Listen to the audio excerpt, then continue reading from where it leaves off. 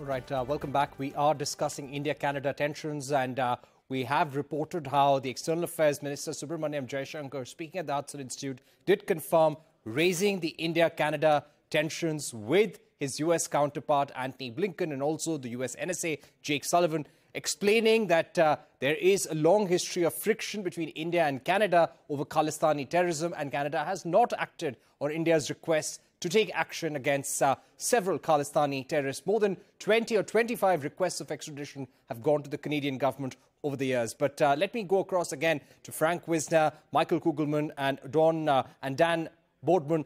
Michael, beginning with you, how do you see this visit of the External Affairs Minister to Washington, meeting key members of the US government in terms of reducing temperatures, reducing tensions between India and Canada? It won't happen overnight, but do you see it paving the way in some sort of fashion?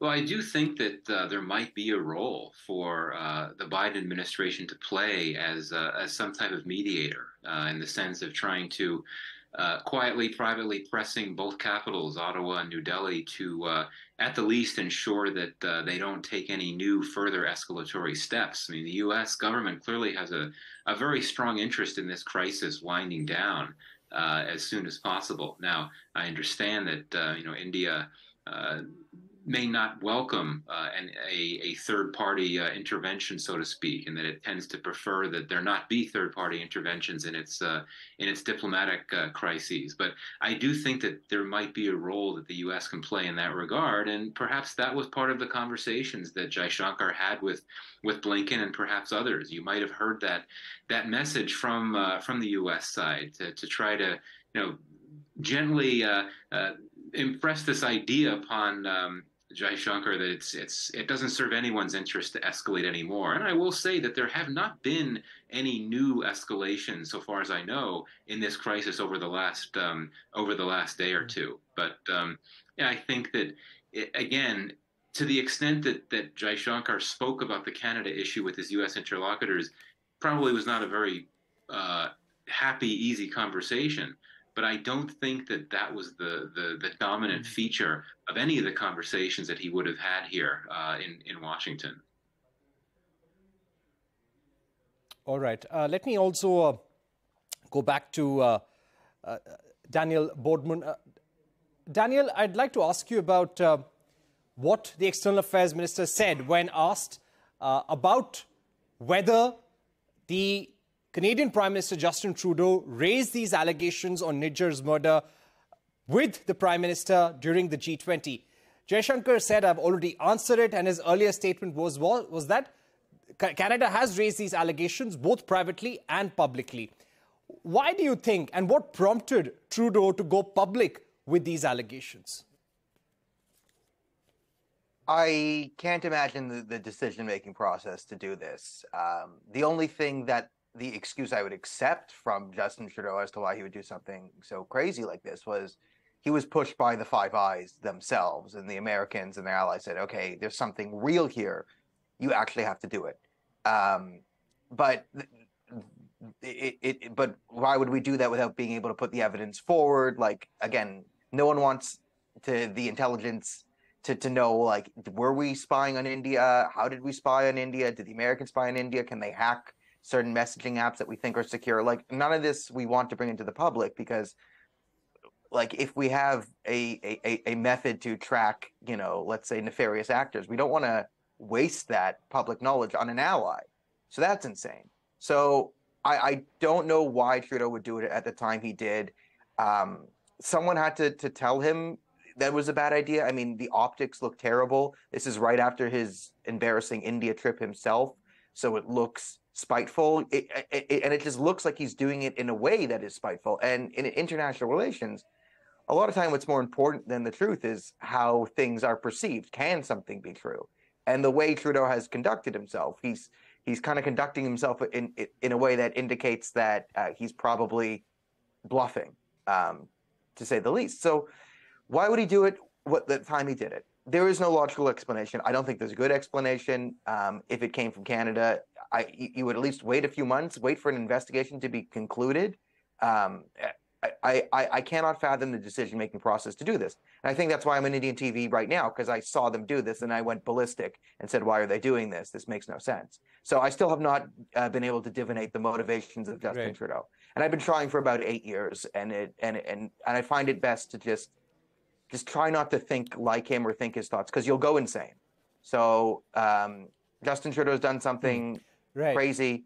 He then later the week did something even crazier, and that's what Canada's talking about. How did they invite a Nazi into Parliament? So this is the cycle of Justin Trudeau. He does something. Why does he do this? We all freak out. There's a media frenzy. He does something else that's incredibly crazy. We go on to the next thing, and so on and so forth until 2025. Okay. All right. All right. Ambassador Wisner, coming back to you. Again, I found this a little interesting in terms of the tone and the body language. When at the Hudson Institute, he was asked about these allegations made by Canada. Jaishankar took a jibe and laughed and said, for Canada, the US is the global south. But on a more serious note, the fact that someone in the Five Eyes was spying on India. Yes, countries do spy on each other. Even friendly countries do at times. But the fact that somebody in the Five Eyes was monitoring Indian diplomats very, very closely, the communications were being monitored. How does this, in the short run, impact relations between India, Canada, and the United States?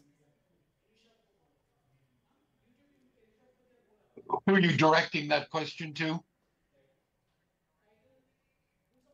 Ambassador, to you, Ambassador Wisner. Is that question directed to me? Correct. Assuming you can hear me. I'm afraid that I take issue with what Mr. Bordman said. I have a great deal more respect for the Canadian government and its processes. I suspect the Prime Minister's decision to go public was also driven by the fact that the issue had been raised and had moved sufficiently between Canada and India among many agencies of the Canadian government, and that the Prime Minister faced a serious risk of it going public. And rather than have it go public in an uncontrolled manner, he made the matter public himself to control the media reaction and the diplomatic action that followed.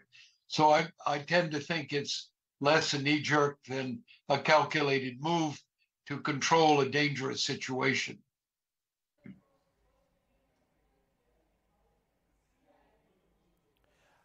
But Ambassador Wisner, just one quick question which I was trying to put to you is that the fact that someone in the Five Eyes was spying on Indian diplomats, monitoring Indian diplomats, how does that impact relations between India, United States and Canada in the short term?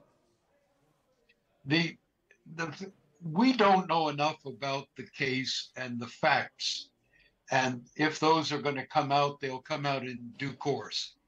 But to say that we know that there was direct intelligence operations directed against the Indian government is to take what we know today too far. We don't know. Could there have been electronic intercepts of communications between private parties, public parties? I have no idea, and I don't think anybody does. So let's not jump to conclusions. The fact is, the Jaishankar visit here was one more step in a major undertaking between the United States and India.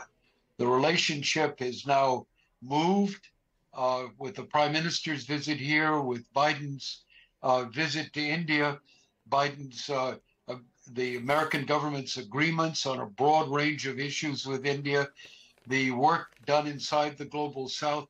There is a huge agenda, and it's that agenda that was the focus of the Jaishankar visit to Washington.